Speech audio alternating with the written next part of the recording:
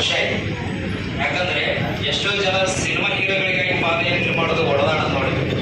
ಒಬ್ಬ ಸ್ವತಂತ್ರ ಹೋರಾಟಕ್ಕಾಗಿ, ಭಾರತ ಸ್ವತಂತ್ರಕ್ಕಾಗಿ ಹೋರಾಡಿದ ಒಬ್ಬ ಹೀರೋಗೋಸ್ಕರ ಹೋರಾಟ ಮಾಡಿದ ವ್ಯಕ್ತಿ ಅಷ್ಟೇ.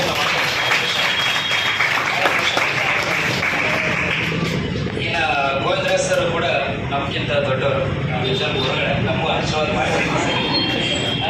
ಇಲ್ಲ, ಯಾವಾಗಲೂ ಗುರುಗಳೇ ಅವರು ನಮ್ಗೆ ದೊಡ್ಡವರು. ಇನ್ನ ಗುರು ಅನ್ನೋ ಸ್ಥಾನಕ್ಕೆ ನಾವು ಅಷ್ಟೊಂದು ಸರಿ ಸಮಾನಕ್ಕೆ ಅಲ್ಲ, ನಾವೆಲ್ಲ ಗುರು ಆಗಲ್ಲ, ಹಾಗೆ ಇಲ್ಲ. ಅದು ದೊಡ್ಡ ಸ್ಥಾನ ಅಂದ್ರೆ ಈ ರೀತಿಯಲ್ಲಿ ಜೀವನದಲ್ಲಿ ಕಲಿಸಿದ ಗುರುಗಳು ಸಾಕಷ್ಟು ಜನ ಇದ್ದಾರೆ. ಇದನ್ನೆಲ್ಲ ಹೇಳೋದಕ್ಕೆ ಅವಕಾಶ ಮಾಡಿಕೊಟ್ಟಿದ್ದೇನೆ ಈ ಕಾರ್ಯಕ್ರಮ. ಇದೆಲ್ಲ ನಿಮ್ಮ ಮುಂದೆ ಹೇಳಕ್ಕೆ ಅವಾಗವಾಗ ಒಳ್ಳೆ ಟೈಮ್ ಸಿಕ್ತು.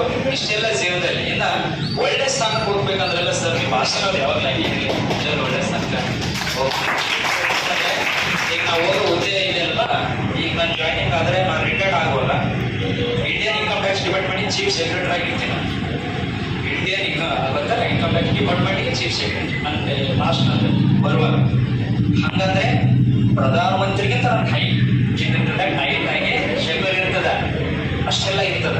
ಅಂತ ಅಷ್ಟು ದೊಡ್ಡ ಸ್ಥಾನ ಇರ್ತದ. ಒಂದೇನಂದ್ರೆ ನನಗೂ ಒಂದು 14 ವರ್ಷ ನನ್ನ ಶಿಕ್ಷಣ ಸಿಗ್ಲಿಲ್ಲ. ಅದೇನೋ ಒಂದು ಸಿಕ್ಕ ಒಂದು ಒಳ್ಳೆ ಅವಕಾಶ ಸಿಕ್ಕ ಮೇಲೆ ನಮ್ಮ ಜೀವನದಲ್ಲಿ